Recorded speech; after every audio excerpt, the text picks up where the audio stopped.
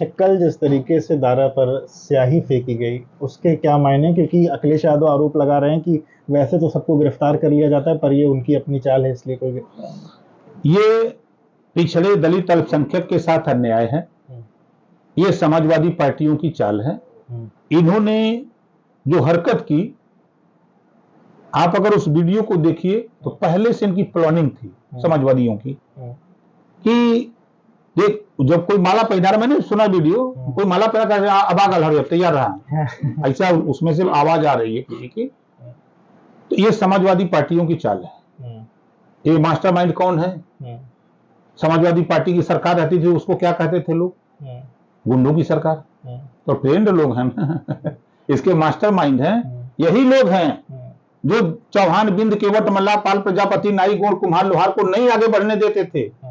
4 बार की सरकार में एक आदमी को बढ़ा दे जिसको आगे बढ़ाए हो।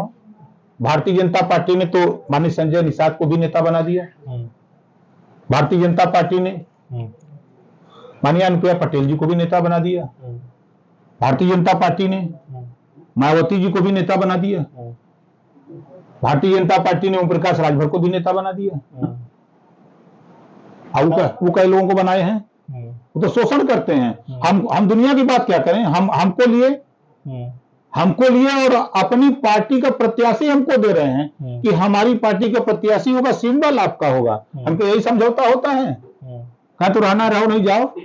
एक टिकट हमने उसमें बयान दिया था कि एक भी सीट नहीं देगा अखिलेश, तब भी साथ रहूंगा। बयान दिया था उस समय, याद होगा। यही कारण था कि जो उन्होंने कहा सब मानना पड़ा आपको। अब भाई कहां जाए उस समय, अब अंतिम चौड़ चल के जाए कहां? हमने कहा चलो भाई किसी तरह जान बचा लो, चुनाव के बाद फिर देखा जाएगा। अच्छा, आपने उनको कहा कि गुंडों की पार्टी के तौर पर वो माने जाते थे। आपका भी एक पुराना बयान था जिसमें आपने कहा कि सबसे बड़े गुंडा आप हैं, जिस पार्टी के साथ आप हैं वो गुंडों का समापन कर रही है। ये कैसे फिर सामंजस्य नहीं? देखिए, मैं जो बोलता हूं उन गरीब, कमजोर, वंचित, शोषित का जो मनोबल दबाया गया है, जो गुंडों द्वारा उनको प्रताड़ित किया गया है, उनके मनोबल को बढ़ाने के लिए हम कहते हैं। अब उनको लगता है कि यार तो हमारा नेता उनसे तगड़ा है तो उनका मनोबल बढ़ता है तो वो आगे बढ़ते हैं। तब वो बढ़कर के शिक्षा की तरफ, स्वास्थ्य के प्रति, सामाजिक जीवन में, राजनीति के प्रति उभर के आगे आते हैं। हमारा उसके पीछे कहने का तात्पर्य था।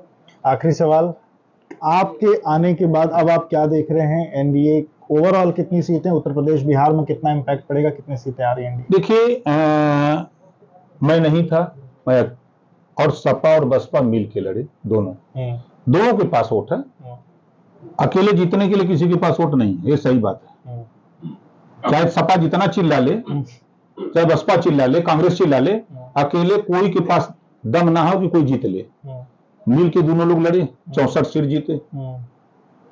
अब दोनों अलग हो गए, उस 64 पर कैसे मुकाबला करेंगे? अब बचता है 6 सीटें, हम जहां प्रभाव हमारा है 6 सीटें वहां। वो कौन कौन सी 6 सीटें? वो जैसे अंबेडकर नगर, जौनपुर, घोसी, गाजीपुर, लालगंज, आजमगढ़। ये 6 सीटें आप उसमें जोड़ दीजिए, 64 में 70, अब बची 10 में दोनों अलग अलग लड़ रहे हैं, तो कहां जीतेंगे? तो मतलब 80 सीट। और क्या, कहां ही जीती है? के ना वोट देता है, कोई वोट देने को तैयार है, चाहे जितना एक आपके यहाँ प्रेस करके बोल लें, टीवी पर आके बोल लें, लेकिन धरातल पर इनको कोई वोट देने वाला नहीं है।